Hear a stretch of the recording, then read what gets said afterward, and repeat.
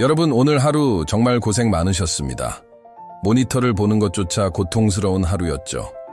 상승장의 기억을 단숨에 지워버릴 만큼 무시무시한 패닉셀이 우리 시장을 덮쳤습니다. 시장이 이렇게 무너지면 우리는 무엇을 해야 할까요? 무서워서 다 팔고 떠나야 할까요? 아니면 이 기회를 잡아야 할까요? 지금 커뮤니티나 단톡방을 보면 난리가 났습니다. 이제 한국 주식 끝났다. 지금이라도 다 팔고 나가야 하느냐 하는 절망 섞인 목소리들이 가득합니다. 하지만 여러분, 투자의 대가 워런 버핏은 말했습니다. 시장에 공포가 가득할 때 탐욕을 부려라. 물러납니다. 말처럼 쉽지 않죠. 공포는 이성보다 빠르니까요. 하지만 오늘 저는 여러분께 위로보다는 냉정한 지도를 그려드리려 합니다. 지금 이 폭락의 끝이 어디인지, 우리는 무엇을 준비해야 하는지 10분만 집중해 주세요. 오늘 이 영상이 여러분의 계좌를 살리는 생명줄이 될 수도 있습니다. 주식시장이 가장 싫어하는 게 뭘까요? 악재일까요? 아닙니다. 바로 불확실성 uncertainty입니다.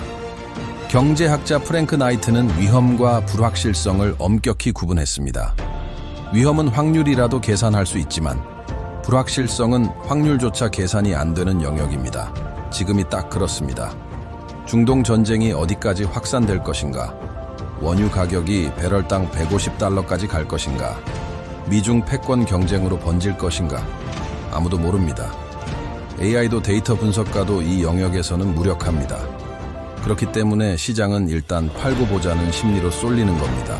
여기서 무작정 베팅하는 건 투자가 아니라 도박입니다. 하지만 기억하세요. 폭락은 늘 반복되었습니다. IMF 때도 금융위기 때도 시장은 끝난 것 같았습니다. 하지만 S&P 500 100년 데이터를 보면 평균 3, 4년에 한 번은 20% 하락이 오고 10년에 한 번은 30% 폭락이 옵니다. 즉, 오늘의 폭락은 예외가 아니라 시장 구조의 일부라는 겁니다. 제가 예전 투자에서 실패했던 이유를 복기해보니 패턴이 있더군요. 하락장엔 무서워서 던지고 상승장엔 조금만 올라도 또 떨어질까봐 얼른 팔아버렸습니다. 소위 박스피에 갇힌 매매였죠. 하지만 지금 한국 시장, 예전과 다릅니다. 두 가지 결정적인 이유 때문입니다. 첫째, 상법 개정과 주주 환원의 강화입니다.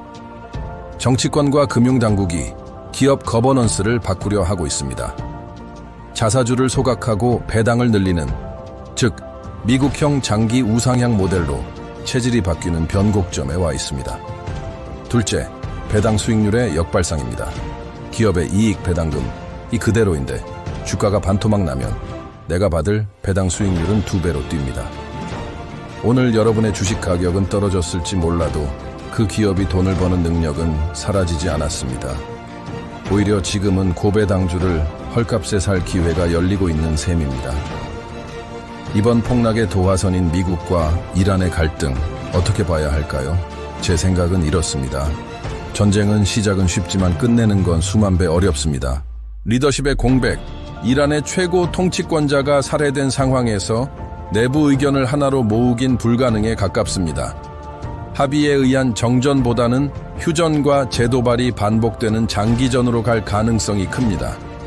신뢰의 파탄, 합의 중에 공습을 받은 이란이 다시 협상장에 나오겠습니까? 3번 사기당하면 내 탓이라는 말처럼 협상의 문턱은 매우 높아졌습니다. 결론적으로 이 리스크는 단기간에 사라지지 않습니다. 그렇기에 몰빵 매수는 절대 금물입니다. 하지만 시장은 결국 이 전쟁을 상수, background noise로 받아들이기 시작할 겁니다. 그 무뎌지는 시점을 노려야 합니다. 자, 그럼 이제 가장 중요한 어떻게 대응할 것인가입니다. 3가지만 기억하세요. 저점을 맞추려 하지 마세요. 오늘처럼 많이 떨어진 날, 내 자산의 10%를 기계적으로 투입하세요. 그래야 평균 단가가 낮아지고 감정에 휘둘리지 않습니다. 단, 다음날 나오는 기술적 반등에 흥분해서 추격 매수하는 건 최악의 악수입니다. 돈은 가장 튼튼한 항아리부터 채워집니다. 삼성전자 같은 대형 우량주가 먼저 차서 넘쳐야 비로소 중소형주로 돈이 흘러갑니다. 회복장에서는 우량주가 가장 먼저, 가장 강하게 오릅니다. 많이 떨어졌으니까 잡주가 더 많이 오르겠지? 하는 생각은 버리세요. 요즘 시장은 AI 알고리즘이 지배합니다. 기계는 0.001초 만에 매도 버튼을 누릅니다. 인간은 속도로 기계를 못 이깁니다. 하지만 기계에게는 없고 우리에게만 있는 것, 바로 기다림입니다. 기업의 가치를 믿고 견디는 힘은 AI가 가질 수 없는 데이터밖에 영역입니다. 많은 분이 신용이나 미수를 고민하실 겁니다. 저는 무분별한 빚은 절대 반대합니다. 하지만 리스크가 정점에 달했을 때, 즉 인명피해 뉴스가 줄어들고 전쟁이 돈 문제로 넘어가기 시작하는 시점에는 제한적인 레버리지가 전략적 무기가 될 수도 있습니다. 다만 이 방법은 본인이 감당 가능한 범위 내에서만 사용해야 합니다. 오늘의 하락이 빚으로 투자한 분들에겐 위기지만 현금을 쥔 분들에겐 인생을 바꿀 기회라는 점, 그 냉정한 현실을 직시해야 합니다. 여러분, 비바람이 몰아칠 때 씨를 뿌리는 농부는 없습니다.